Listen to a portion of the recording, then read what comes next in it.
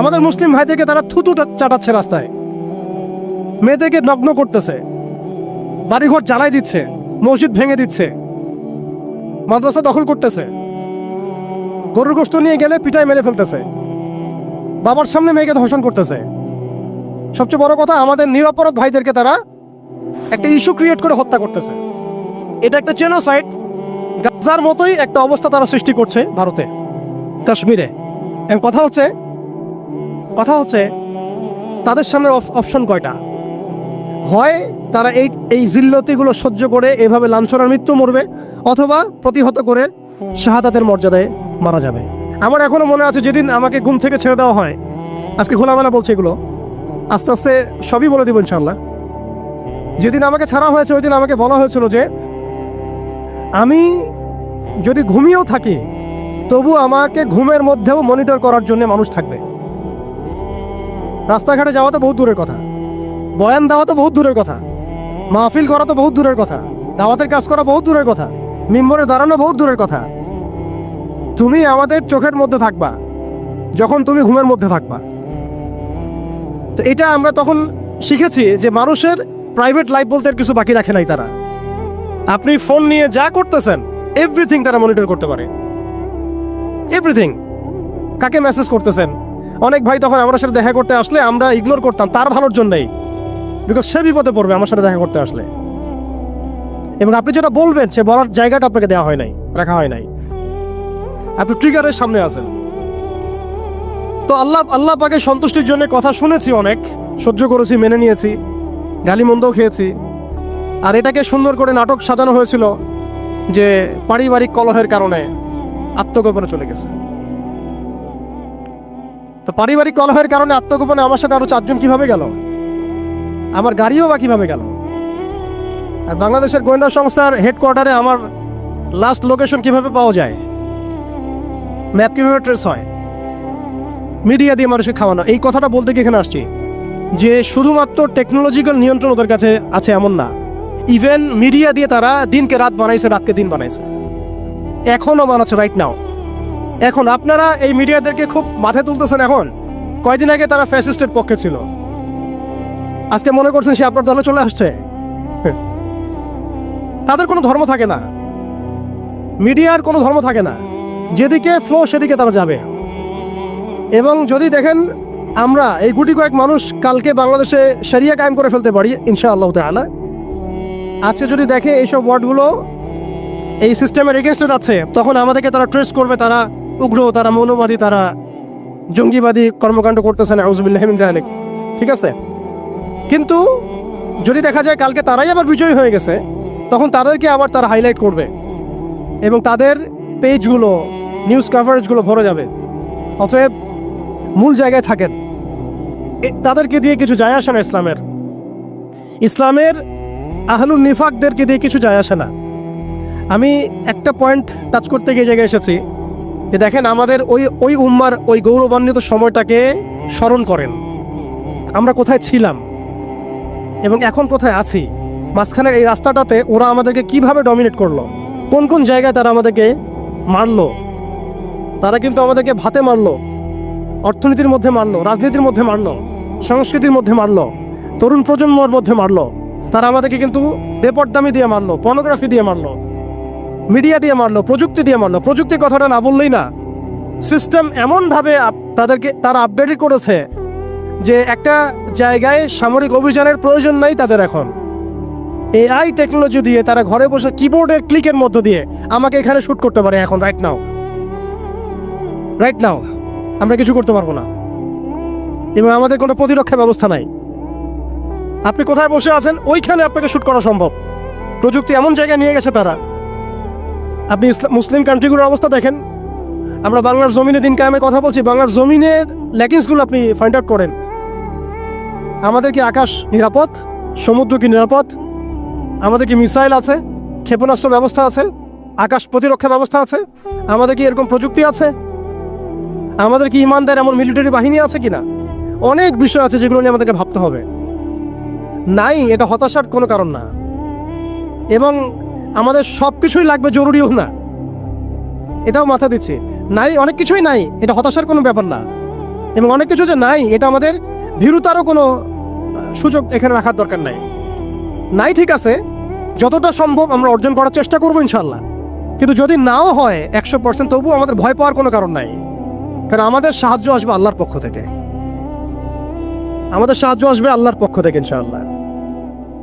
এবং আপনারা এই আয়াতটা জানেন যে কাম মিন ফিআতিন কলিলাতিন গালাবাত ফিআতান কাসীরাতান বিইذنিল্লাহ। কত ক্ষুদ্র ক্ষুদ্র দল এই পৃথিবী থেকে চলে গেছে, যারা বড় বড় দলের উপর বিজয় লাভ করেছিল আল্লাহর সাহায্য নিয়ে।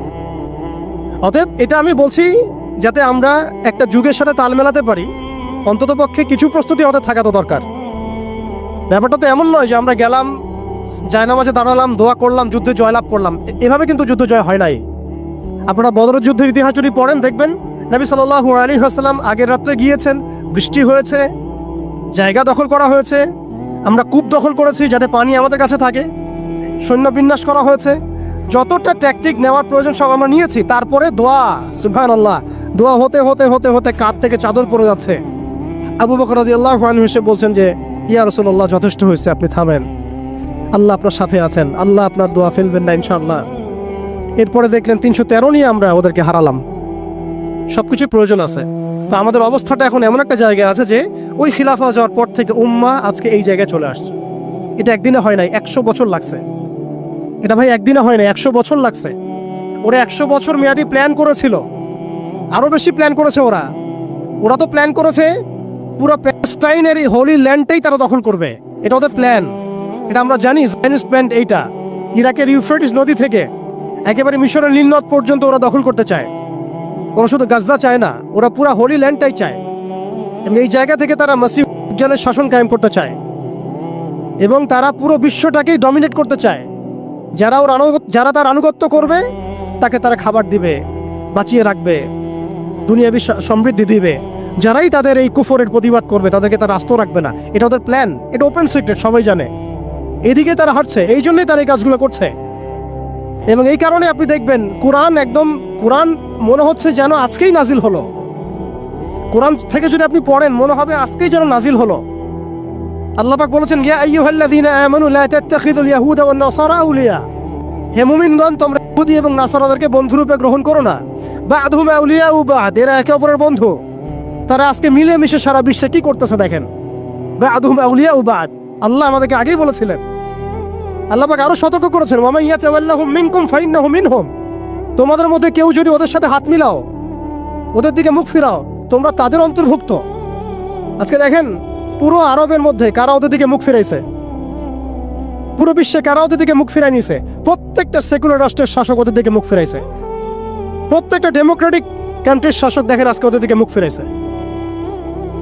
আপনি এইসব তন্ত্রমন্ত্রগুলোর কথা আগে যেগুলো বললাম, এগুলোর দ্বারা যারা শাসিত হচ্ছে তারা কেউই ওদের থেকে বিচ্ছিন্ন নয়, বরং তারা ওদের অংশ এবং তারা ওদের পারপাস সার্ভ করতেছে ওই অঞ্চলে। দাজ্জাল কি আসলে? সে তো একটা ব্যক্তি হবে, কিন্তু দেখেন ওর সিস্টেম কিন্তু অলরেডি ডেভেলপ করে ফেলছে। সে কি প্রত্যেকটা জায়গায় পায়ে হেঁটে হেঁটে গিয়ে শাসন করবে? আপনাদের তাই মনে হয়? সে প্রত্যেকটা জায়গায় তার এজেন্টদেরকে বসাবে, এটাই বাস্তব। উমর রাদিয়াল্লাহু আনহু মদিনা থেকে পুরো বিশ্ব শাসন করেছেন। তিনি কি প্রত্যেকটা জায়গায় পায়ে হেঁটে হেঁটে গিয়েছেন? এটা কি পসিবল? ইসলামের প্রতিনিধি ছিল, সাহাবায়ে কেরাম বিভিন্ন জায়গায় ছিলেন তার পক্ষ থেকে। দাজ্জাল অনেকটা সেম কাজ করতে পারে। দেখুন, খেয়াল করে সে তার অনুসারীদেরকে সব জায়গায় বসিয়ে দিয়েছে। সবাই তার ভাষায় কথা বলছে। বিবিসি, CNN, তারা যে ভাষাগুলো চয়ন করে সেই ভাষায় আমাদের রিপোর্ট করা হয়। ওরা যে মিডিয়াগুলো, FBI, ওরা যে রিপোর্টগুলো প্রদান করে, ওই রিপোর্টের আলোকে আমাদের এখানে প্রশাসনিক বাহিনী কাজ করে। তারা যেভাবে ফাংশন করে সেইভাবে কাজ করা হয়। পুরো বিশ্বটা যেন একটা সিস্টেমের মধ্যে নিয়ে আসা হয়েছে। এটাই হচ্ছে একটা জালিয়া ওয়ার্ল্ড অর্ডার। এই ওয়ার্ল্ড অর্ডারটাই তারা ফাংশন করেছিল আমাদের খেলাফতটাকে অ্যাবলিশ করার পরে। এই কারণে আমাদের এখানে প্রশ্ন উঠতেছে যে উম্মার পুনর্গঠন কেন দরকার, কিভাবে সম্ভব? আগে আমাদেরকে বুঝতে হবে যে কোন জায়গায় আমরা চলে আসছি, কোন জায়গা থেকে। এখন কি আমাদের বিশ্বাস হচ্ছে না যে আমরা কোন জায়গায় ছিলাম? এখন কি আমাদের খারাপ লাগছে না যে আমরা আসলে কোন জায়গায় ছিলাম, আজকে কোন জায়গায় আছি? অনেস্টলি স্পিকিং আপনি বলেন, আজকে যদি গাজায় 1000টা শিশুকে হত্যা করে আপনি আমি কি করতে পারবো? আমরা কি বুঝতে পারছি আমরা কোন জায়গায় আসছি? আর স্মরণ করেন সেই সময় কথা যখন একটা মুসলিম যুবতীর উপর চোখ তুলে তাকানো অধিকার কারো ছিল না, এ ক্ষমতা কারো ছিল না। চোখ তুলে ফেলতাম একেবারে আমরা। ঘরের ভিতরে যদি বাহির থেকে কেউ তাকাতো অন্যায়ভাবে চোখ উপড়ায় ফেলতাম আমরা।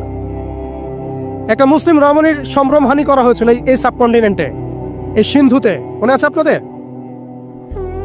তার সম্ভ্রমের জন্যে, তার সম্ভ্রম বাঁচানোর জন্য পুরা মোহাম্মদ বিন কাসিমের জাইশ আসছে। আপনি আমি কি চিন্তা করতে পারছি আমরা কোন জায়গায় ছিলাম? আজকে আপনি দেখলেন রেলে একটা মেয়ে যাচ্ছে ইন্ডিয়াতে, তার নিকাব খুলে ফেলা হলে কেউ কিছু করতে পারলো না। ওরা জোরে জোরে বলছে বল বল জয় শ্রীরাম বল, তারপর ছাড়বে না। আবুজুবিল্লাহ মিন যালিক। বল জয় শ্রীরাম, তারপর ছাড়বো তোকে। বল মোদিজি কি জয়, তারপর ছাড়বো তোকে। চিন্তা করছেন আমরা কোন জায়গায় আসছি? আমাদের কি ভারতে মসজিদের অভাব আছে, মাদ্রাসার অভাব আছে? ভারতে কি মুসলমানদের সংখ্যার অভাব? তাহলে কেন এই জায়গায় আসলো? একটাই কারণ, রাজনৈতিক শক্তি না থাকলে উম্মার অবস্থাই হয়। রাজনৈতিক শক্তি, হ্যাঁ রাজনৈতিক শক্তি হচ্ছে এখন আমাদের মূল লক্ষ্য হওয়া দরকার। চলো ইসলামী ইমারা শরিয়া কায়েম করার জন্য 100% মানুষের 100% পরিপূর্ণ মুসলিম হওয়া শর্ত না, জি। বরং একটা অঞ্চলের মানুষের মধ্যে যদি মুসলিমের মানুষও একদম খালেস মুখলেস হয়, মুত্তাকি হয়, পরহেজগার হয়, ইমানদার হয়, একদম সিরাতের আদলের সব সুন্নাহগুলো মেনে চলে, ওই গুটি কয়েক মানুষের দ্বারা ইনশাআল্লাহ একটা বড় অঞ্চলে খেলাফা প্রতিষ্ঠা করা সম্ভব। আমি একটা এক্সাম্পল দিচ্ছি, আমি আমার আউট অফ হেডস কথা বলছি না। মদিনা রাষ্ট্র যখন কায়েম হয়েছে, আমাদের কি মনে হয় মদিনার 100% মানুষই মুসলিম হয়েছিল? কখনোই না। মদিনায় আনসার সাহাবী তারা মুসলিম ছিলেন, আওস ও খাজরাজ গোত্রের, হিজরত করে গিয়েছেন মুহাজির সাহাবীরা, এতটুকু ইসলাম, এতটুকু মুসলিম আমাদের। বাকি বহু অংশে মুনাফেক, আব্দুল্লাহ বিন উবাইর অনুসারী, আর বড় বড় 3টা গোত্র আছে ইহুদিদের, বনু কোরাইজার, বনু কাইনুকার, বনু নাজিরের, খায়বার ইহুদিরা আছে, পত্তলিকরা আছে, কিছু নাসারাও আছে আশেপাশে। তারপরেও সেখানে ইসলামী রাষ্ট্র কায়েম হয়েছে। এই শর্তটা যারা জুড়ে দিচ্ছেন এটা ঠিক হচ্ছে না, যে একদম 100% মানুষের ইসলাম না হওয়া পর্যন্ত আমাদের এখানে ইসলামী শরিয়া কায়েম করা যাবে না, এই কনসেপ্ট ঠিক না। বরং আপনি দেখেন, একটু খেয়াল করে দেখেন, একটা এক্সাম্পল দেই, জুলাই অভ্যুত্থান, ঠিক আছে? এই সময় মাঠে ময়দানে ছিল সব মিলায় ধরেন 20% মানুষ এই বাংলাদেশের, বাকি 80% মানুষ ঘরেই ছিল, আজও ঘরে আছে, শরিয়া কায়েম হলেও ঘরেই থাকবে। আপনি খেয়াল করে দেখেন, তাদের কিছু যায় আসে নেই, তারা যেভাবে ছিল সেভাবে আছে। আগে ছিল একটা শাসন, তাদের কাছে মনে হচ্ছে এখন আরেকটা শাসন আসবে। তাদের চিন্তায় তো এতটুকু, চিন্তার লিমিটেশন এতটুকুই। একজন গেছে আরেকজন আসবে, এক তাগুত গেছে আর এক তাগুত আসবে, মদের বোতল চেঞ্জ হবে, মদ সেম থাকবে, ওদের চিন্তাটা এমনই। আমি এই পয়েন্টটাতে একটু সময় নিয়ে নিলাম। দেখেন ভারতের অবস্থাটা আমাদেরকে খুব পীড়া দিচ্ছে। ভারতের অবস্থা আমাদেরকে অনেক পীড়া দিচ্ছে না? এটা দেওয়ার পরেও কিন্তু আমি কিছু করতে পারছি না। এটা যদি আল্লাহ না করুক, আল্লাহ না করুক, যদি এটা বাংলাদেশে হয়, আল্লাহ না করুক, এটা যদি বাংলাদেশে হয়, তখন আপনার ফতোয়া কি হবে, আমাদের ফতোয়া কি হবে, এটা আমাদের এখন স্পষ্ট করা উচিত। এবং যেটার আশঙ্কা আমরা করি সেটার প্রিপারেশন কেন আমরা নিব না? যেটার আশঙ্কা আমরা করি বা যেটা আমরা বুঝতে পারছি এটা হতেই পারে, অসম্ভব কিছু না, তাহলে তার প্রিপারেশন আমরা কেন রাখবো না? এটা আমার প্রশ্ন আর কি। ভারতের মুসলিমরা কি কখনো ভেবেছিল আজকে থেকে 10 বছর আগে এমনটা হবে? ওয়াকফ বিলের মাধ্যমে আমাদের সব সম্পত্তি তারা গ্রাস করে ফেলবে, কেউ কি ভাবছে?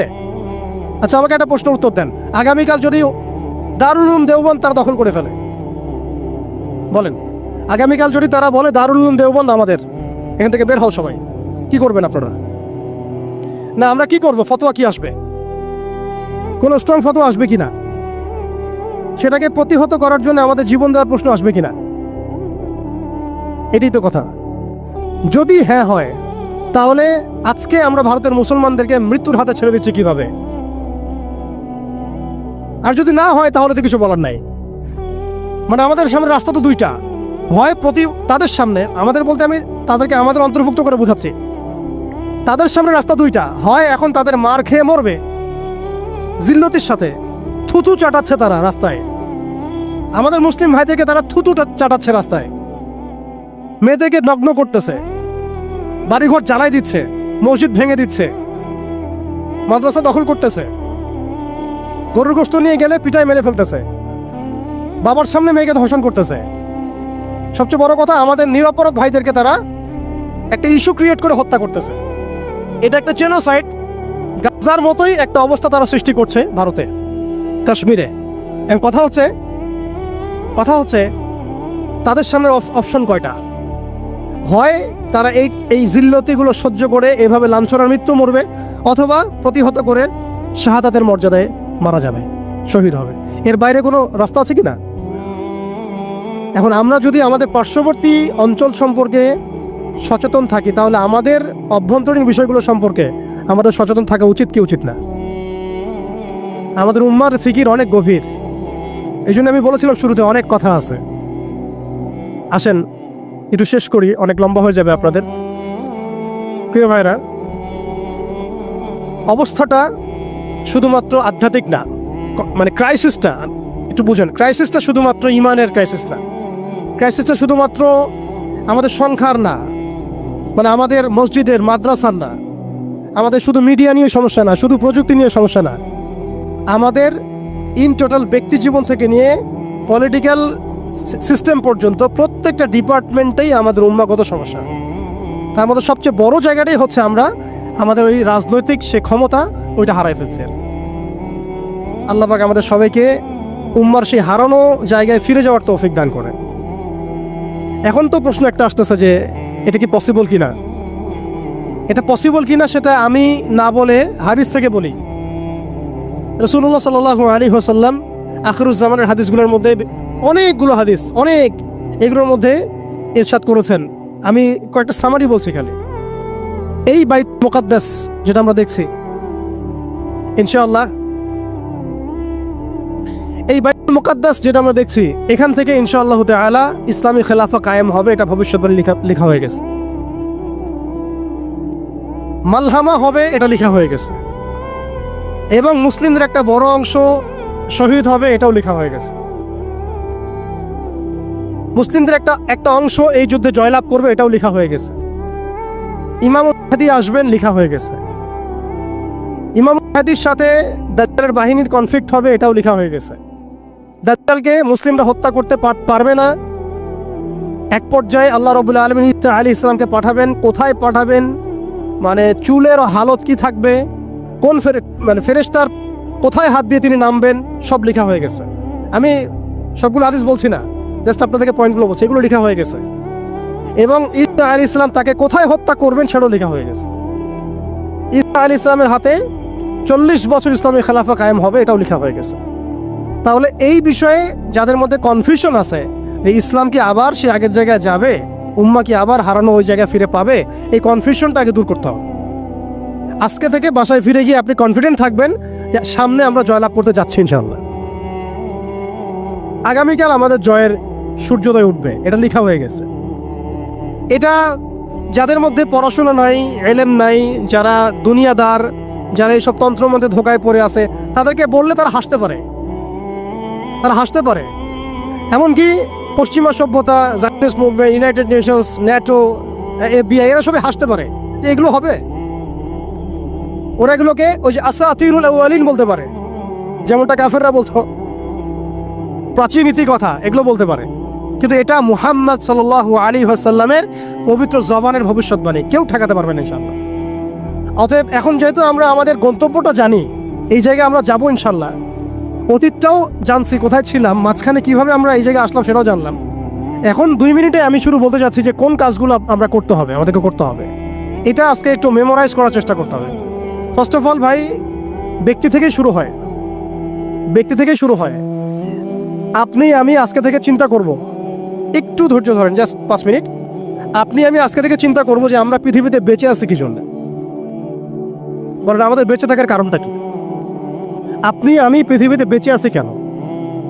আল্লাহ পাক আপনাকে হায়াতে রাখছেন কেন? 2টা কাজ আমাদের। যত কিছু আমাদের আশেপাশে ঘুরতেছে, স্ত্রী, সন্তান, ব্যবসা বাণিজ্য, চাকরি বাকরি, এইটা সেইটা, এগুলো সবই গৌণ। আমাদের মুখ্য কাজ 2টা, আল্লাহর ইবাদত করা, তার জমিনে তার দিন কায়েম করা। বলেছেন আমাদেরকে উদখুলু ফিস সিলমি কাফা, পরিপূর্ণরূপে ইসলামে প্রবেশ করো। আল্লাহ পাক আমাদেরকে বলেছেন যে ওয়ালা তামুতুন্না ইল্লা ওয়া আনতুম মুসলিমুন, পরিপূর্ণ মুসলিম না হয়ে মৃত্যুবরণ করো না। কত আয়াত আছে। আরেকটা আয়াত আমি শুরুতে বলেছিলাম, ইন্নাল্লাহা লা ইউগাইয়িরু মা বিকওমিন হাত্তা ইউগাইয়িরু মা বিআনফুসিহিম। আল্লাহ পাক কোনো কওমের অবস্থা ততক্ষণ পর্যন্ত পরিবর্তন করেন না যতক্ষণ সেই কওম তাদের নিজেদের অবস্থা পরিবর্তনের ফিকির না করে, চেষ্টা না করে। অতএব শুরুটা ব্যক্তি থেকে হবে। আমরা সবাই নিয়াত করতে পারি ইনশাআল্লাহ যে আমরা আমাদের আগামী পুরা জীবনটা শুধু এক আল্লাহর জন্য ঢেলে দিব ইনশাআল্লাহ। আমাদের সব কাজ হবে আল্লাহর সন্তুষ্টির জন্য। মৌলিক কাজ হবে দুইটা, আল্লাহর ইবাদত করা এবং তার জমিনে তার দিন কায়েমের চেষ্টা করা। দুই নাম্বার হচ্ছে ভাই পরিপূর্ণ ইসলামে প্রবেশ করতে হবে। আংশিক ইসলাম প্র্যাকটিস করলে এখন আর চলবে না, অনেক হয়েছে। ওয়াজ তো শুনতেছেন 10 বছর থেকে।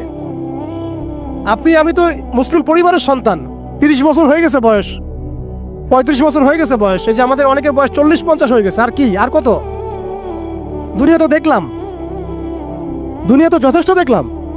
অতএব পরিপূর্ণ ইসলামে প্রবেশ করতে হবে। এটার মাধ্যম হচ্ছে আল্লাহ পাকের সব হালাল মেনে চলবো, হারাম মেনে চলবো, সব আদেশ মেনে চলবো, নিষেধ ছেড়ে দেবো, সুন্নাহ ভিত্তিক জীবনযাপন করবো ইনশাআল্লাহ। রাসূল সাল্লাল্লাহু আলাইহি ওয়াসাল্লাম যা করতে বলেছেন করবো, ছাড়তে বলেছেন ছাড়বো। এবং 3 নম্বর হচ্ছে ইসলাম বিরোধী যে আকীদা, দর্শন, মতবাদগুলো আছে এগুলোকে চিনতে হবে। শুধু ইসলাম পালন করেই যাবেন, এইদিকে আবার তাগুত, কুফর, হারাম সবই থাকবে, এই জগা খিচুড়ি দিয়ে আবার কাজ হবে।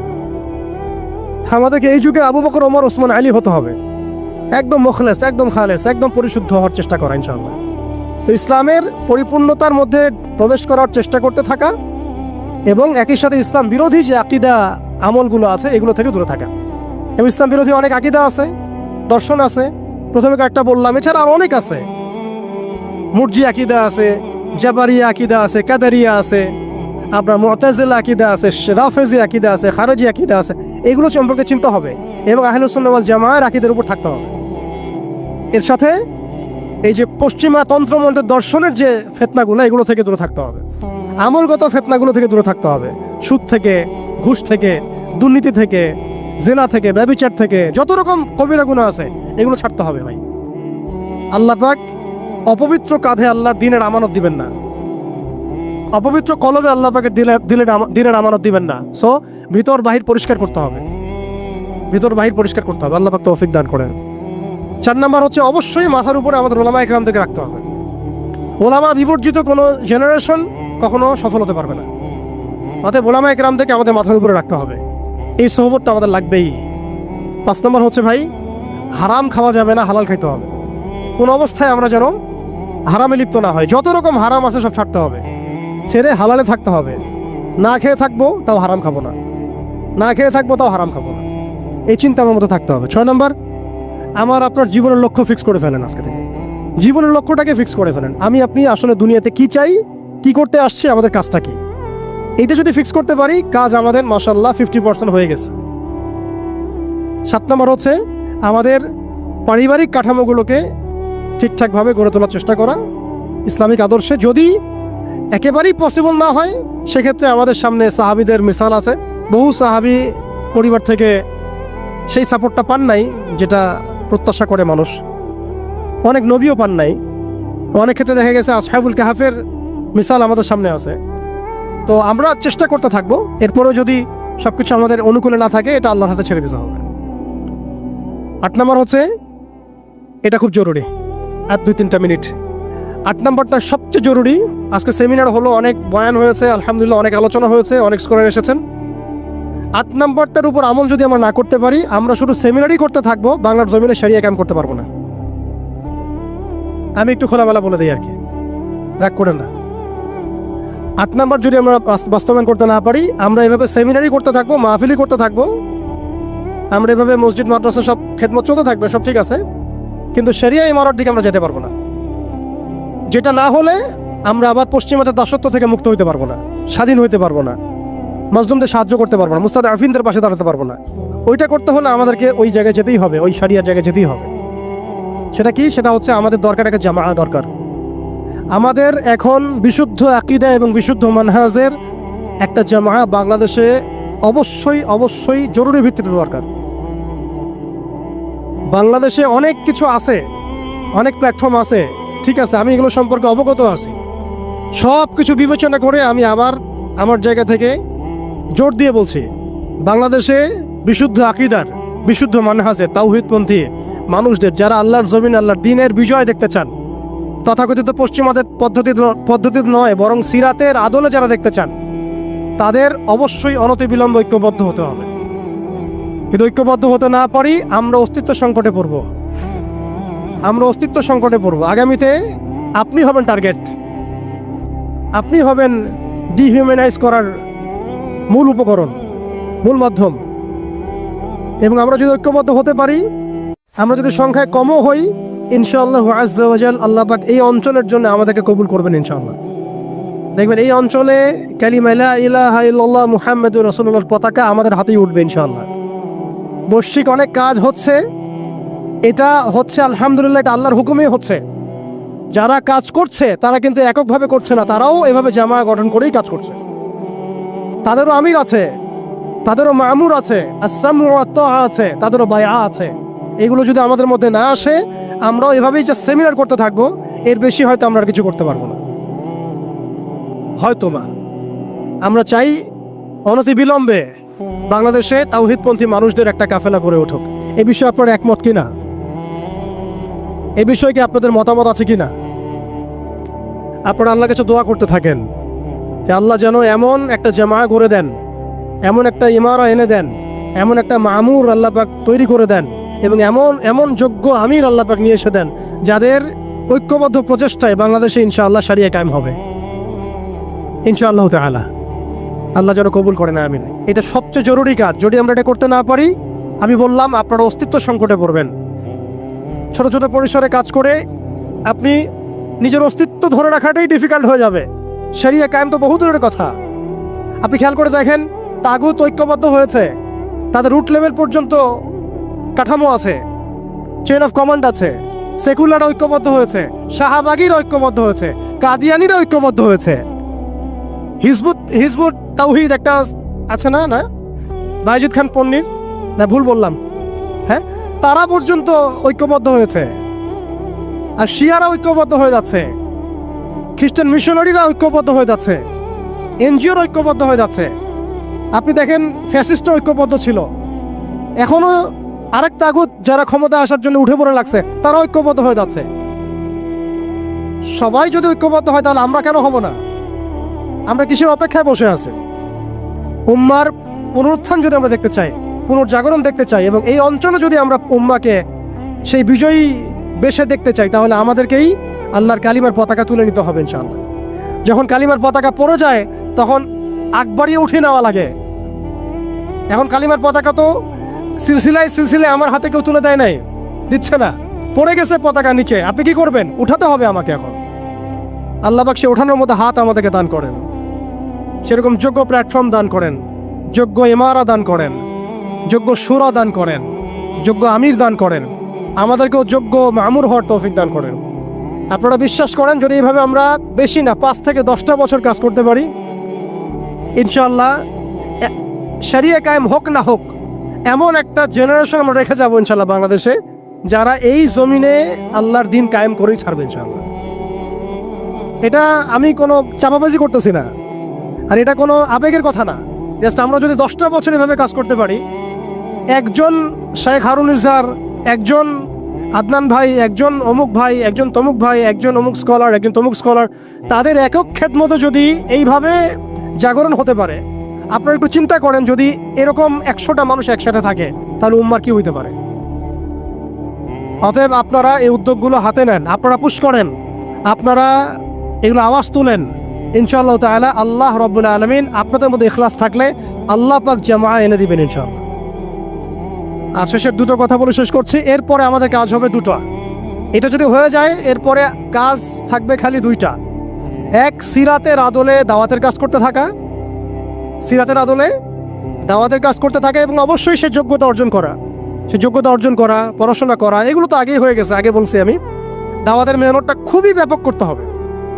চায়ের কাপে দাওয়াত হবে, হোটেলে দাওয়াত হবে, চা খেতে খেতে দাওয়াত হবে, কফি খাইতে খাইতে দাওয়াত হবে, স্কুলে দাওয়াত হবে, কলেজে দাওয়াত হবে, ইউনিভার্সিটিতে দাওয়াত হবে, সেমিনারে হবে, সিম্পোজিয়ামে হবে, মসজিদে হবে, তালিমে হবে, সবখানে দাওয়াতে কাজ করতে হবে। এবং দাওয়াতের এই কাজটা প্রত্যেকটা মহলে করতে হবে, তরুণদের মধ্যে, তরুণীদের মধ্যে, আম জনগণের মধ্যে, আমাদের বাচ্চাদের মধ্যে, আমাদের পুলিশের মধ্যে, প্রশাসনের মধ্যে, আর্মির মধ্যে, বিজিবির মধ্যে, র্যাবের মধ্যে, ডিজিএফআই এর মধ্যে, প্রত্যেকটা মহলেই। এবং এই দাওয়াত হবে খোলাসা করে, আমভাবে, খোলামেলা দাওয়াত, ব্যাপক দাওয়াত এবং পরিপূর্ণ দাওয়াত। আংশিক ইসলামের দাওয়াত না, পরিপূর্ণ ইসলামের দাওয়াত, পরিপূর্ণ ইসলামের দাওয়াত। ব্যাস, এরপরে দাওয়াতের মেহনত চলতে থাকবে। যদি যদি কেউ আমেরিকা হয়ে আসতে চায়, আমরা তালেবান হয়ে যাব। যদি ইসরায়েল হয়ে কেউ আসতে চায়, আমরা হামাস হয়ে যাব। যদি দেখা যায় যে কেউ এরকম কোনো পরাশক্তি হয়ে না এসে ভালোই ভালোই আমাদের দাওয়াত কবুল করে নেয়, তাহলে মদিনা রাষ্ট্রের মধ্যে ইসলামী রাষ্ট্র কায়েম হয়ে যাবে ইনশাল্লাহ। পরিস্থিতি যেমন হবে, আমাদের কাজও তেমন হবে। মুক্তির একটাই পথ, দাওয়াত এবং জিহাদ, দাওয়াত এবং জিহাদ। এরপরে যদি ইসলামী রাষ্ট্র কায়েম হয় ইনশাআল্লাহ আযজা ওয়া জাল, তখন দেখবেন বহির্বিশ্বে কিভাবে আমরা বড় বড় ইসলামিক কান্ট্রিগুলোর সাথে একটা একাত্মতা পোষণ করে একটা বৈশ্বিক চেইন অফ কমান্ড গড়ে তুলতে পারি। এবং সেটা অবশ্যই ঈমানের ভিত্তিতে, তাওহীদের ভিত্তিতে, এবং সেটা অবশ্যই সিরাতের আদলে, সুন্নাহর আদলে, কোনো সেকুলার ডেমোক্রেটিক বা ওই তাগুতের দাসদের আদলে নয়। সেটা হবে সেই সব ভাইদের সাথে যারা আল্লাহর পথে দাওয়াত এবং জিহাদের মধ্য দিয়ে আল্লাহর জমিনে দিন কায়েম করেছেন, তাদের সাথে নয় যারা মুসলিমদেরকে পিঠের পিছ থেকে ছুরি মেরেছে, এদের সাথে নয়। অতএব আমাদের কাজ এখন আঞ্চলিকভাবে এগুলাই। এই কাজগুলো যদি আমরা ঠিকঠাক মতো করতে পারি ইনশাআল্লাহ, আল্লাহ পাক তৌফিক দান করেন, আমিন, তাহলে দেখবেন অল্প সময়ের ব্যবধানেই আমরা ভালো সাফল্য পাচ্ছি ইনশাআল্লাহ। যেই মক্কা আমরা ছেড়ে গিয়েছিলাম 23 বছরের ব্যবধানে আমরা দেখলাম সেই মক্কা আইয়ামে জাহিলিয়াত মুক্ত হলো। শুধু তাই নয়, সেখানে কোনো শিরক থাকলো না, কোনো রিবা থাকলো না, কোনো মাদক থাকলো না, কোনো নারীর অবমাননা থাকলো না, গোত্রীয় হানাহানি থাকলো না। যেখানে আমরা ছিলাম মুস্তাদআফিন, দুর্বল, আমরা ছিলাম মক্কা থেকে বিতাড়িত, আমরা ছিলাম সংখ্যালঘু, সেখান থেকে আলহামদুলিল্লাহ মাত্র 23 বছরের ব্যবধানে আমরা পুরো জাজিরাতুল আরবকে শাসন করলাম। এবং সেই বেইজের উপর দাঁড়িয়ে আবু বকর, ওমর, ওসমান, আলী রাদিয়াল্লাহু আনহুম আজমাইন তারা আরও প্রায় 30 বছর ইসলামী খেলাফা বাস্তবায়ন করলেন। এমনকি তাদের বেইজের উপর দাঁড়িয়ে উমাইয়ারা শাসন করলো প্রায় 90 থেকে 95 বছর, আব্বাসীয়রা প্রায় 500 বছরের মতো। এরপরে আসলো তুর্কিরা, মাঝখানে ফাতেমিরা, আপনারা জানেন মামলুকরাও শাসন করেছে, সেলজুকরাও করেছে, অটোম্যানরাও করেছে। তো আমরা বুঝতে পারছি যে উম্মাহ এই হালতে ছিল না এখন যে হালতে আছে। এই ছোট্ট কথা থেকে আমরা বুঝতে পারলাম যে উম্মাহ একসময় বিজয়ী ছিল সব দিক থেকে, শুধু ব্যক্তিগতভাবে নয়, আধ্যাত্মিকভাবে নয়, শুধুমাত্র তাজকিয়াগত দিক থেকে নয়, শুধুমাত্র সামাজিকভাবে নয়, বরং রাজনৈতিকভাবেও। অর্থাৎ উম্মার পুনর্গঠন, পুনর্জীবন, এই যে কথাগুলো আসে, এগুলো বেসিক্যালি আমরা রাজনৈতিক টার্মিনোলজি থেকে ডিল করছি আর কি। আমাদের উম্মার অবস্থা সবসময় এই বিশ্বকে নেতৃত্ব প্রদানকারী অবস্থায় ছিল, যেখান থেকে আমরা এখন সরে আসছি বলে আমাদেরকে এই টপিক নির্ধারণ করতে হচ্ছে যে কিভাবে আমরা এর পুনর্গঠন করব, পুনরুজ্জীবন করব।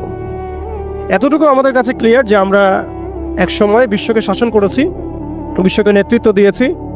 ব্যক্তি জীবন থেকে শুরু করে রাজনৈতিক জীবন পর্যন্ত আমরা আল্লাহ রাব্বুল আলামিন এবং তার রাসূলের প্রত্যেকটা বিধান মেনে চলেছিলাম বা মানার চেষ্টা করেছিলাম। আল্লাহ পাক আমাদেরকে সম্মানিত করেছিলেন। পৃথিবীর কোনো পরাশক্তি আমাদের সামনে টিকতে পারতো না, পৃথিবীর কোনো পরাশক্তি আমাদের সামনে টিকতে পারে নাই, না রোমানরা, না পার্সিয়ানরা, না এদিকের মাজুসিরা, আর না এই সাবকন্টিনেন্টের পৌত্তলিকরা, কেউই আমাদের সামনে দাঁড়াতে পারে নাই।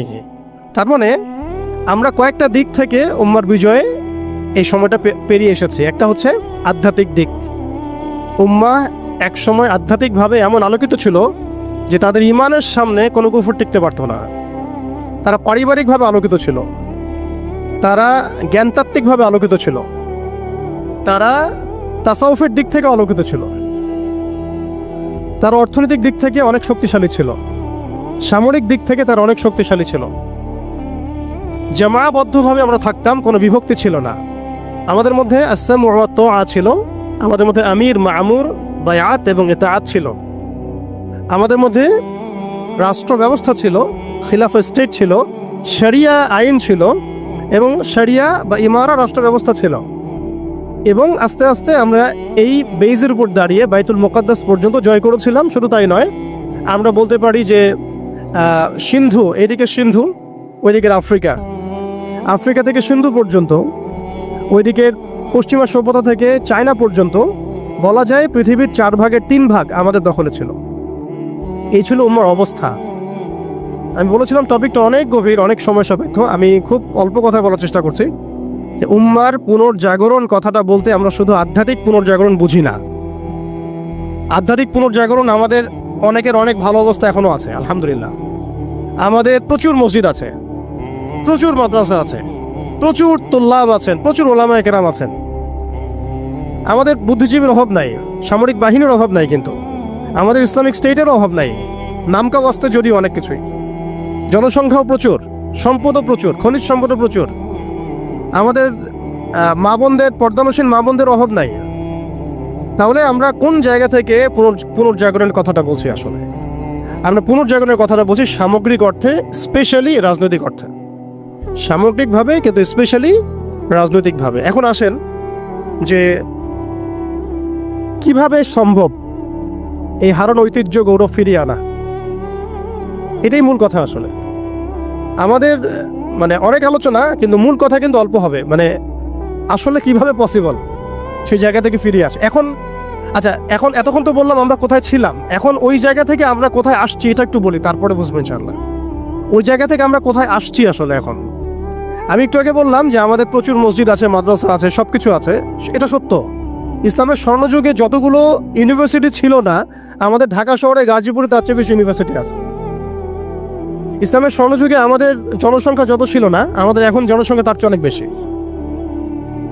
আমাদের মিডিয়া, প্রযুক্তি, আমাদের অস্ত্রশস্ত্র, আমাদের রাষ্ট্র, সব কিছু অনেক বেশি। কিন্তু কোন জায়গা থেকে পিছিয়ে আসছি, আমরা কোন জায়গায় আছি, এটা ডিল করতে হবে। এবং ডিলিংসটা এক্সটার্নাল অবজারভেশন দিয়ে করলে হবে না, ইন্টারনাল অবজারভেশন দিয়ে করতে হবে। খিদর আলাইহিস সালামের মতো বাহ্যিকভাবে অনেক কিছু মনে হবে, অনেক ইসলামিক দল আছে, অনেক মুসলিমদের সংখ্যা অনেক, একটু আগে বললাম মসজিদ, মাদ্রাসা সব কিছু অনেক বেশি, সবই ঠিক আছে। কিন্তু ইন্টারনালি আমাদের কিছু বিষয় দেখতে হবে। ইন্টারনালি কি নাই আমাদের মধ্যে? 1 নাম্বার, ইন্টারনালি সেই রাজনৈতিক বৈশ্বিক ক্ষমতা আমাদের হাতে নাই, প্রথম কথা। এবং এটা আমাদের জন্য লজ্জার। একটা সময় ছিল যখন আমরা এগুলো সব হাসিল করেছিলাম, প্রথমে তারা আমাদের কাছ থেকে যেটা কেড়ে নিয়েছে তা হচ্ছে রাজনৈতিক ক্ষমতা। তারা আমাদের কাছ থেকে প্রথমে ব্যক্তি জীবনে ধর্মের স্বাধীনতায় হস্তক্ষেপ কেউ করেনি। কুফাররা, জায়স্টরা, কাফের, ফাসেক, মুশরিক, মুনাফিক, এদের যে ঐক্য জোট ছিল, তারা প্রথমে আঘাত করেছিল আমাদের খিলাফায়। তারা প্রথমে আমাদের ব্যক্তি জীবনে এসে আঘাত করেন। নামাজ পড়তে পারবা না, পর্দা করতে পারবা না, গরুর গোশত নিয়ে হাঁটতে পারবা না, দেখলেই পিটায় মেরে ফেলবো, এই জায়গায় তার আগে আঘাত করেনি আমাদেরকে। তারা আমাদেরকে সবার আগে আঘাত করেছে রাজনৈতিক জায়গায়। আমাদের খেলাফা কনসেপ্ট তারা ভেস্তে দিয়েছে, ভেঙে দিয়েছে, বাইতুল মুকাদ্দাসকে লিবারেট করেছে। এরপরে সেই খেলাফা কনসেপ্টটাকে দূর করে দিয়ে তারা 50 থেকে 57টার মতো ক্ষুদ্র ক্ষুদ্র রাষ্ট্রে আমাদেরকে বিভক্ত করে দিয়েছে। এরপরে শুধু তাই নয়, এটা তো গেল বিভক্তি, কাঁটাতারের বেড়ার, যেটাকে আমরা নাম দিয়েছি জাতীয়তাবাদ। তারা প্রথমে আমাদের মাদ্রাসাগুলো বন্ধ করে নাই। তারা ওয়াকফ বিল দিয়ে এইভাবে আমাদের মাদ্রাসা, আমাদের মসজিদ, ভূমিগুলোকে দখল করে নেয়। তারা প্রথমে আমাদের রাজনৈতিক ক্ষমতাটাকে কেড়ে নিয়েছে, খিলাফা কনসেপ্টটাকে ডিস্ট্রয় করেছে। এরপরে 57টার মতো টুকরা টুকরা রাষ্ট্রে আমাদেরকে ভাগ করেছে। এরপরের অবস্থা আরও ডেঞ্জারাস। ওই রাষ্ট্রগুলোর মধ্যে তারা তাদের তাবেদার মোনাফেক শাসক বসাইছে। তাদের ধাপগুলো বুঝেন, কোন জায়গা থেকে আমরা কোন জায়গায় আসছি। তারপরে আমি অল্প কথা শেষ করব যে সলিউশন হতে পারে কি কি, যদিও সেগুলোর বেশিরভাগই তাত্ত্বিক, প্র্যাকটিক্যাল খুব কমই হবে। আর প্র্যাকটিক্যাল কেন কম হবে? আমাদের কারণেই হবে। কারণ আমরা অনেক কিছু বুঝি কিন্তু কাজ করতে চাই না। আমরা বুঝি অনেক কিছুই, কাজ করতে বলেন কাজের বেলা নাই, বুঝার বেলা আছে। এগুলো আমরা বুঝতে আসি 100 বছর থেকেই। কেউ বুঝেও বুঝি না, কেউ দেখেও দেখি না, শুনেও শুনি না। ওইদিকে পরে আসি, হার্ডলাইনে চলে যাবো আর কি।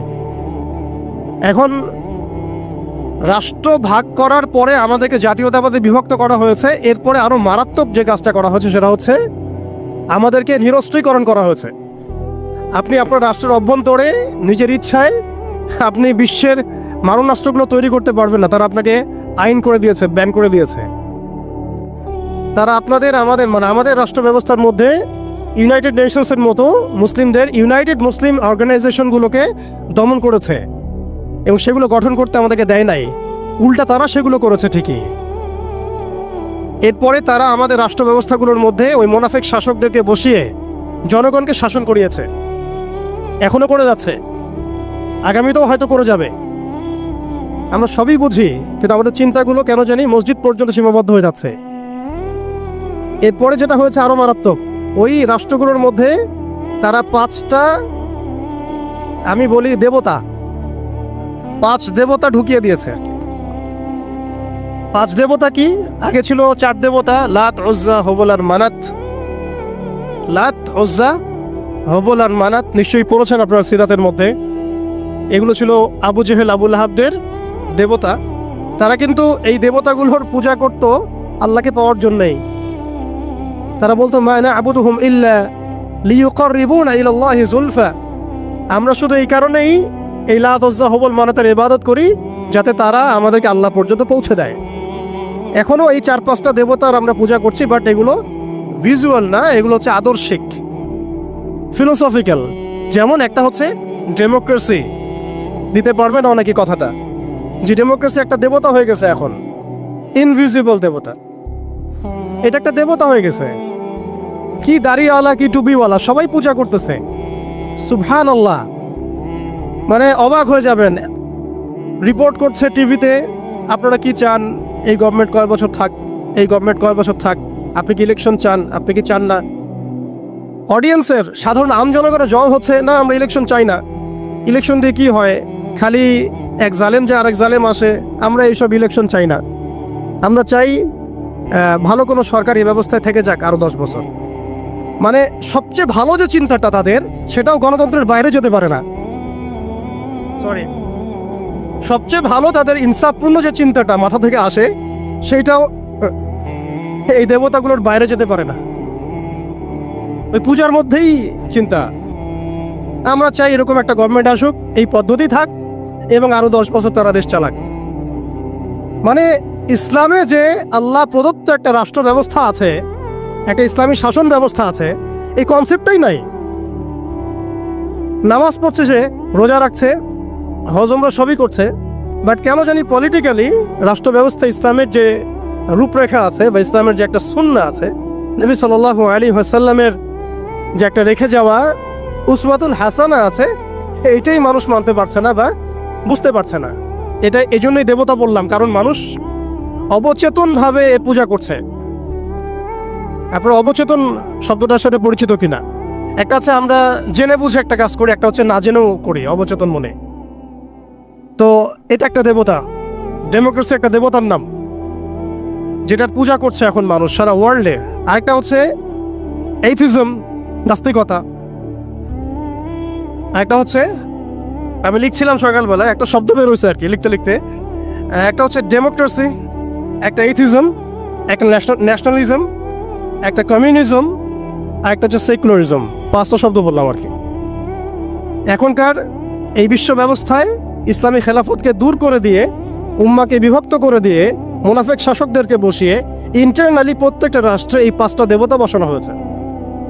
ডেমোক্রেসি, এথিজম, আর বললাম কি ন্যাশনালিজম, একটা কি বললাম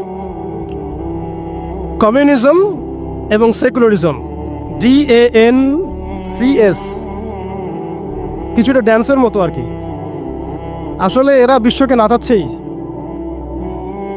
এরা এইসব মতবাদ দিয়ে বিশ্বকে নাচিয়ে বেড়াচ্ছে আর কি। তারা নিজেরা নাচে না এগুলোতে, বরং তারা এগুলোর মধ্য দিয়ে মুসলিমদেরকে নাচায়। যদিও এটা এক্স্যাক্টলি ড্যান্স শব্দটা হয় নাই, কাছাকাছি হয়েছে আর কি। এখানে D আছে, A আছে, N আছে, C এবং S আছে। এই 5টা দেবতার শেকড় যদি এই বিশ্ব থেকে উপরে ফেলা না যায়, তাহলে ইসলামী শরিয়া, ইমারা এবং খেলাফা কায়েম হবে না। এবং যখন এই বিশ্বে ইনশাআল্লাহ তাআলা আগামীতে শরিয়া, ইমারা এবং খেলাফা বাস্তবায়িত হবে, তখন এই 5টা দেবতার কোনোটাই বাকি থাকবে না ইনশাআল্লাহ। এই নাপাকিগুলো থেকে পবিত্র না হয়ে বা পবিত্রতা হাসিল না করে আপনি আমি যতই একটা গ্লাসের মধ্যে মধু ঢালি, আর আপনি দুধ ঢালেন আর কোনো শরবত ঢালেন, ওই গ্লাসটাই নাপাক। আফসোস হচ্ছে আমরা এই নাপাকিগুলো ধরতে পারছি না অনেকেই। আল্লাহ পাক আমাদেরকে ধরার এবং বোঝার তৌফিক দান করেন। এই সিস্টেমগুলো ব্যর্থ, এই মতবাদগুলো ব্যর্থ। এই মতবাদগুলো তৈরি করা হয়েছে আমাদেরকে শাসন করার জন্যে। এই মতবাদগুলো আমাদেরকে গিলানো হয়েছে আমাদেরকে ডমিনেট করার জন্যে, আমাদেরকে পশ্চিমাদের দাস বানানোর জন্যে, জায়নিস্টদের দাস বানানোর জন্যে, IMF এর কাছে লোনের হাত পাতার জন্যে, কোনো ডিসিশন নেওয়ার আগে, রাষ্ট্রের কোনো ডিসিশন নেওয়ার আগে ইউনাইটেড নেশনসের কাছে এই ভিক্ষার ঝুলি পেতে দেওয়ার জন্যে। আমাদের চোখের সামনে আমাদের ভাই বোনদেরকে নির্মমভাবে হত্যা করলেও আমরা টু শব্দ করতে পারবো না এই জন্যে। ইভেন আমাদের দেশের 99% মানুষও যদি শরিয়া চায়, তবুও রাষ্ট্র ব্যবস্থা এরা চাইবে না, কারণ রাষ্ট্র ব্যবস্থা এই তন্ত্রমন্ত্রগুলো দ্বারা দীক্ষিত।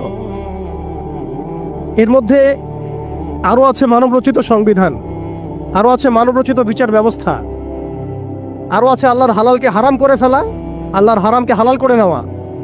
পুরো একটা তাগুতি এবং কুফরি সিস্টেম আমাদেরকে দেওয়া হয়েছে। কোন জায়গা থেকে? খেলাফা অ্যাবলিশ করার পর থেকে। আমরা কোথায় ছিলাম এটা আমাদেরকে বুঝতে হবে। এখনকার প্রবলেম কি সেটাও বুঝতে হবে, ক্রাইসিসগুলো, তারপরে আসতে হবে সলিউশন কোথায়। এগুলো ক্রাইসিস। তারপরে ডেমোক্রেসি দিয়ে কি করা হচ্ছে এটা আপনারা অনেকে জানেন, কিন্তু অনেকে আবার বুঝেনও না। এটা দিয়ে আল্লাহর হালালকে হারাম করা যায়, আল্লাহর হারামকে হালাল করা যায়। এটা দিয়ে আল্লাহর জমিনে মানুষের শাসন কায়েম করা যায়। এটার ধোয়া তুলে যে কোনো মুসলিম কান্ট্রি আক্রমণ করা যায়। আরব বসন্তের ধোয়া তুলে কি করা হয়েছে আমরা দেখি নাই? আমরা দেখেছি। এগুলো দিয়ে আমাদেরকে জাতিসংঘের দাস বানানো হয়েছে। জাতিসংঘের দাস বানানো হয়েছে, সিম্পল। জাতিসংঘ ফাংশন করা হয়েছিল যাতে যাতে পশ্চিমারা, স্পেশালি জায়নিস্টরা বাইতুল মুকাদ্দাসকে লিবারেট করতে পারে, এবং তারা সেটা করেছে। এখন এটা এক্সিস্টেন্ট কেন আছে? কারণ তারা এখন পর্যন্ত মালহামা লঞ্চ করে নাই। তারা এর মধ্য দিয়ে মালহামা লঞ্চ করবে ইনশাআল্লাহ, দেখে নিয়েন। এটা কেন করা হয়েছে? রাখা হয়েছে এই কারণে, যাতে প্রত্যেকটা মুসলিম কান্ট্রি ধরে ধরে একেবারে রক্তের নদী বা সমুদ্র বইয়ে দেওয়া যায়, কিন্তু আমরা কোনো ডিসিশন নেওয়ার আগে ওর দিকে তাকিয়ে থাকবো। আমাদের বাড়ির পাশেও যদি কাল আপনি দেখেন মুসলিমদেরকে জবাই করা হচ্ছে, যেটা শুরু হয়ে গেছে অলরেডি, আপনি এখন প্রতিবাদ করার জন্য জাতিসংঘের মুখোপেক্ষী। ইভেন আমরা দেখলাম প্যালেস্টাইনের পক্ষে কথা বলার জন্য নাকি মানুষ এখন জাতিসংঘের কাছে দ্বারস্থ হচ্ছে। কি হাস্যকর বিষয়! যারা এই সমস্ত সমস্যার মূল কেন্দ্র, তাদের কাছে আমরা সাহায্যের হাত পাচ্ছি। অথচ আমরা নামাজে বলছি ইয়াকা না'বুদু ওয়া ইয়াকা নাস্তাঈন, আল্লাহ আমরা শুধু তোমারই ইবাদত করি, তোমার কাছেই সাহায্য চাই। অথচ পলিটিক্যালি আমরা আল্লাহর সাহায্য নিতে যাচ্ছি না। আল্লাহর সাহায্য তো আল্লাহর আইন, আল্লাহর বিধান, শরিয়া, ইমারা এবং খেলাফা। অনেক কথা ভাই, কথা বলতে গেলে রাত শেষ হয়ে, এখন আপনাদের ধৈর্য যদি ঘটাবো না। এখন কথা হচ্ছে, এই একটা তন্ত্র আমাদেরকে এমনভাবে নেক্সট স্রোতে ধোঁকা খাওয়াচ্ছে যে এই তন্ত্রের বেড়াজালে যারাই পড়েছে তারাই কখনো আর খিলাফা কনসেপ্টের দিকে আসতে পারে নাই, কখনো পসিবল হয় নাই। যত দাড়ি টুপি নিয়ে গিয়েছেন কখনো পসিবল হয় নাই। এটা প্রমাণিত, এটা বিগত 100 বছরের হিস্ট্রি থেকে প্রমাণিত। এইটা দিয়ে মন্দের ভালো কিছু প্রতিবাদ করা যেতে পারে, কিন্তু ওই প্রতিবাদে পশ্চিমাদের কিছু যায় আসে না। আপনি 1 কোটি মানুষকে দিয়ে মার্চ ফর গাজা করেন, কিচ্ছু যায় আসে না, ওদের কিচ্ছু যায় আসে না। অনেস্টলি স্পিকিং, ওদের জুলুমের চামড়া এত মোটা যে ওরা একটা হলের মধ্যে বসে থাকা 1000টা শিশু, একটা স্কুলে পড়তে যাওয়া 1000টা বাচ্চা, একটা হাসপাতালে চিকিৎসা নিতে যাওয়া 1000টা বাচ্চাকে একটা বোমে মিসাইল উড়াই দিবে, কিছু যায় আসে না ওদের। এরা ফেরাউন এই যুগের, এরা নমরুদ, এরা এই যুগের হামান, কারুন, ফেরাউন। এদের প্রতি দয়া দেখানো মানে হচ্ছে আমরা মিসগাইডেড। এদের সাথে দয়া দেখানোর কোনো ভাষা থাকতে পারে না। এদের সাথে দয়া দেখানোর কোনো ভাষা আমাদের থাকতে পারে না। এদের সাথে ভাষা একটাই হতে পারে, সেটা জিহাদের ভাষা, কিতালের ভাষা। এই বিষয়গুলো স্পষ্ট করে আপনাকে গণতন্ত্র বলতে দিবে না। এই বিষয়গুলো স্পষ্ট করে আপনাকে সেকুলারিজম বলতে দিবে না, কমিউনিজম বলতে দিবে না, এথিজম বলতে দিবে না। এবং এই ডেমোক্রেসি বলতে দিবে না। তাহলে এই তন্ত্রমন্ত্রগুলো দেয়া হয়েছে আমাদেরকে তাদের দাস বানানোর জন্যে, তাদেরকে আমাদের অধীনে আনার জন্য নয়। এই জিনিসটা আমরা বুঝতে অনেক সময় ভুল করেছি, এখনও ভুল করছি। আমি খালি প্রশ্ন করতে চাই যে আর কতদিন ভুল করব আমরা? আল্লাহ পাক আমাদের চোখ খুলে দেন, মনের চোখ। আল্লাহ পাক আমাদের কলবের চোখ খুলে দেন। আপনি 20টা আসন পাইতে পারেন হাইয়েস্ট, 5টা আসন পাইতে পারেন হাইয়েস্ট, ওখানে আপনি দাস হয়ে থাকবেন। আপনি 20টা আসন নিয়ে পার্লামেন্টে দাস হয়ে থাকবেন। 20টা আসন নিয়ে আপনি বলতে পারবেন না যে এটা হালাল, এটা হারাম, এটা জায়েজ, এটা না জায়েজ, এটা করতে হবে, এটা করতে হবে না। আর যেটা আপনি বলেনও, আপনার কথা কেউ শুনবেও না। কারণ মেজরিটি শুড বি গ্রান্টেড, তাদের মূল নীতি হচ্ছে এটা। সংখ্যাগরিষ্ঠ মানুষ যা বলবে তাই হক।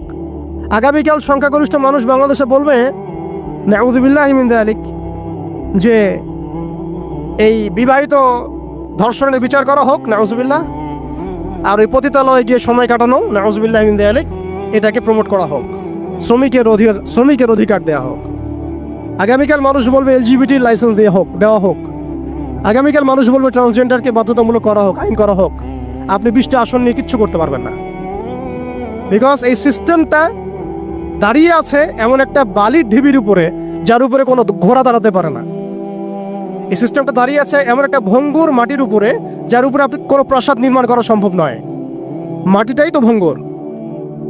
তো এই আদর্শিক এই মতবাদগুলো দিয়ে তারা আমাদের খিলাফাটাকে ডিস্ট্রয় করে দিয়েছিল। আজকে থেকে 100 বছর হয়ে গেছে। আজকে 100 বছর পরে এসে আমি এগুলো নিয়ে কথা বলছি, আমরা এগুলো নিয়ে কথা বলছি। তো মাশাআল্লাহ, এটা ভালো।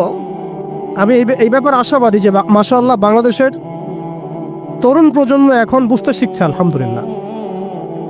এবং আমরা যদি এভাবে দাওয়াতের মেহনত অব্যাহত রাখতে পারি, ইনশাআল্লাহ তাআলা অন্যদের 20 বছর লাগলে আমাদের 2 বছর লাগবে ইনশাআল্লাহ।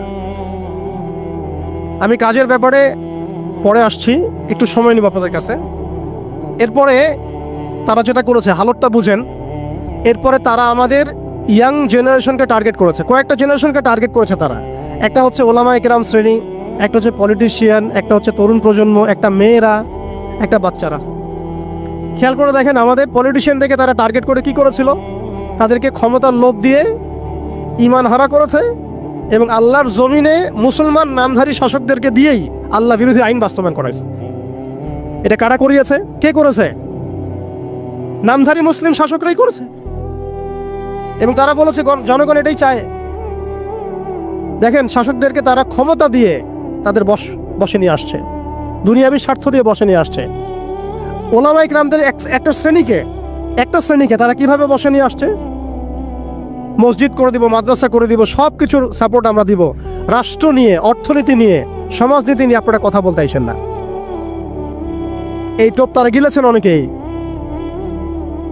অনেকে গিলেছেন। এবং গেলার পর একটা পর্যায়ে কি হয়েছে? ভারত জাজল্যমান দৃষ্টান্ত আমাদের সামনে। জাজল্যমান দৃষ্টান্ত। যখন আল্লামা আবুল হাসান আলী নাদভী রহমতুল্লাহ আলী বলেছিলেন যে ইতিহাসের এমন কিছু সন্ধিক্ষণ আসে যখন রাজনৈতিক বিচক্ষণতার অভাবে মুসলিমরা যদি এমন কোনো সিদ্ধান্ত নেয় যে সিদ্ধান্তটা যুগোপযোগী না, তাহলে সেই একটা সিদ্ধান্ত উম্মাকে 100 বছর পিছায় দেয়।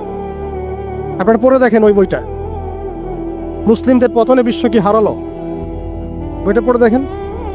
ঠিক আমরা দেখুন, আমরা মনে করেছি আমরা একটা ইসলামিক রাষ্ট্র, আমরা একটা রাষ্ট্রে আছি, এই রাষ্ট্রের হিন্দু গভর্নমেন্ট, কোনো সমস্যার কিছু নাই, তারা আমাদেরকে মসজিদ দিয়েছে, মাদ্রাসা দিয়েছে, সব কিছু ঠিকঠাক চলছে। হঠাৎ দেখা গেল যে উগ্রপন্থী কিছু হিন্দু এসে সব সিজ করে ফেললো, এবং দিনে দুপুরে তারা এখন মানুষকে কুপিয়ে হত্যা করছে, পিটিয়ে হত্যা করছে, বাড়িঘর ভেঙে ফেলছে, মসজিদ ভেঙে ফেলছে, মাদ্রাসা সিলগালা করে দিচ্ছে। কোথায় গেল আমার খানকা? কোথায় গেল আমার মসজিদ? কোথায় গেল আমার মাদ্রাসা? কোথায় গেল আমার জনগণ? কোথায় গেল আমার মায়ের সম্মান? সব চলে গেল। কিসের অভাবে? রাজনৈতিক ক্ষমতার অভাবে। অর্থাৎ রাজনৈতিক দৃষ্টি এবং দর্শন বিবর্জিত কোনো দাওয়াত কখনো চূড়ান্ত সাফল্য আনতে পারবে না। আমরা অনেকেই পশ্চিমাদের টোপে পা দিয়েছি যে মসজিদ মাদ্রাসা সব তো ঠিকঠাক চলছে, আমাদের পলিটিক্স নিয়ে কথা বলার দরকার নাই, আমাদের ইসলামী রাষ্ট্র ব্যবস্থা কায়েম নিয়ে কথা বলার দরকার নাই, ইসলামী অর্থ ব্যবস্থা নিয়ে কথা বলার দরকার নাই, আমাদের জিহাদ ফি সাবিলিল্লাহ নিয়ে কথা বলার দরকার নাই। আমরা নিজেরাই আমাদেরকে এই ধ্বংসের মুখে ঠেলে দিয়েছি। এরপর আরও সমস্যা, তারা আমাদের ইয়াংদেরকে টার্গেট করেছিল দেখেন ইয়াংদেরকে টার্গেট করে কত মেহনত তারা করেছে। মেয়েদেরকে ফ্রি অ্যাক্সেস দিয়ে দিয়েছে, ফ্রি মিক্সিং, বাচ্চা থেকে শুরু করে একদম চাকরি লেভেল পর্যন্ত। জেনা করাচ্ছে ফ্রি, পর্নোগ্রাফি ফ্রি, আপনার চরিত্র হনন করার যা যা এলিমেন্টস আছে সব তো ফ্রি, সব ফ্রি। আর মেয়েদেরকে বেপর্দা করে বাইরে নিয়ে আসছে, বাচ্চাদেরকে ছোটবেলা থেকে মাথা নষ্ট করার যা যা এলিমেন্ট সব দিয়ে দিচ্ছে, খাবারে ভেজাল মিশাচ্ছে, আমাদের ভাইদেরকে বিয়ে কঠিন করে ফেলছে, জেনা সহজ করে ফেলছে। কি করে নাই তারা? শিক্ষা ব্যবস্থা থেকে ইসলামকে উঠে দিছে। আপনি সারা জীবন পড়াশোনা করেন, দেখেন আপনি 20টা সূরা শিখতে পারেন কিনা, ফরজে আইন শিখতে পারেন কিনা। একটা একটা করে ডিপার্টমেন্ট ধরে ধরে তারা কাজ করেছে। এর উপর আবার অর্থ ব্যবস্থা ওদের হাতে নিয়ে নিয়েছে, ওয়ার্ল্ড ব্যাংক দিয়ে, IMF দিয়ে, ফেডারেল রিজার্ভ দিয়ে। এতে করে পুরো বিশ্বের ইকোনমিক মোড়ল তারা হয়ে গেছে। এখন আপনি আমি একটা স্বাধীন দেশে বসবাস করলেও অর্থনৈতিকভাবে আমরা স্বাবলম্বী হতে পারি না, দ্বারস্থ হতে হয়। বাণিজ্য হতে দ্বারস্থ হতে হচ্ছে, ব্যবসায় হতে হচ্ছে, ফাইন্যান্সে হতে হচ্ছে।